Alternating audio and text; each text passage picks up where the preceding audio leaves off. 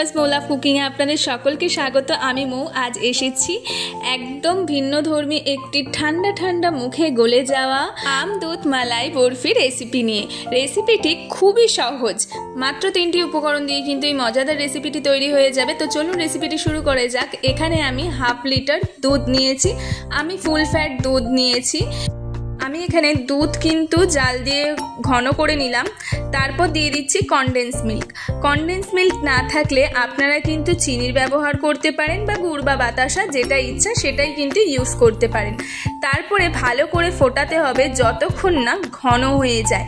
দেখুন অনেকটা কিন্তু ঠিক ঘন হয়ে গেছে। এবারে আমি দুধটাকে নামিয়ে রাখছি, এটাকে ঠান্ডা হতে দিতে হবে।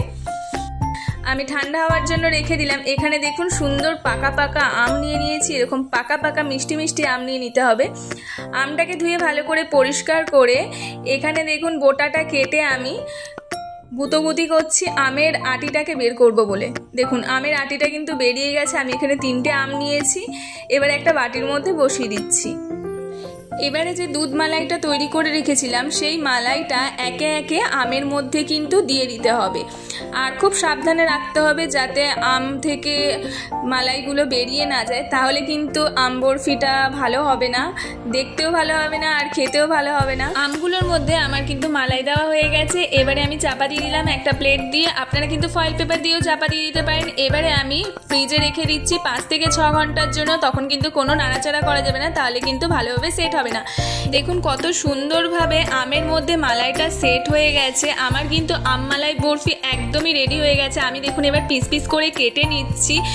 দেখুন আম মালাই বরফি কিন্তু আমার একদমই রেডি হয়ে গেছে। কোনো ঝামেলা ছাড়াই কিন্তু খুব সহজেই কিন্তু এই মজাদার রেসিপিটি তৈরি করে নেওয়া যায়। শুধু পাকা আম, দুধ আর কনডেন্স মিল্ক দিয়েই কিন্তু আপনারা এই মজাদার রেসিপিটি তৈরি করে নিতে পারেন। এর ওপর থেকে আমি কিন্তু একটু আমন্ড কুচি, পেস্তা কুচি আর একটু ড্রাই রোজ ফ্লেক্স দিয়ে কিন্তু আমি ডেকোরেশন করলাম। গরমের দিনে এটা বানিয়ে চমকে দিন আপনার পরিবার আর অতিথিদেরকে। ভিডিও ভালো লাগলে লাইক করুন আর আমার চ্যানেলে আরও নতুন নতুন দেশি ঘরোয়া রেসিপি পেতে সাবস্ক্রাইব করুন মৌ লাভস কুকিং। খেতে কিন্তু দারুণ হয়েছে। দেখা হচ্ছে অন্য কোনো ভিডিওতে। আজকের মতো টাটা। Thank you for watching.